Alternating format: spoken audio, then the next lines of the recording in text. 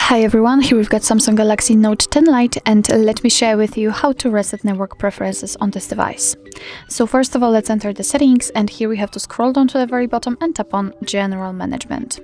As you can see, we've got reset option, so simply tap on it, and on the second position we've got the option we are looking for, so just tap on it, and here your device is telling you that it will reset all network settings, including Wi-Fi, mobile data and Bluetooth. So just tap on reset settings.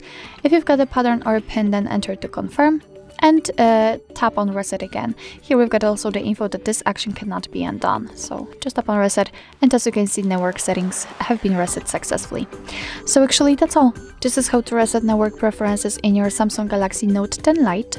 Thank you so much for watching. I hope that this video was helpful, and if it was, please hit the subscribe button and leave the thumbs up.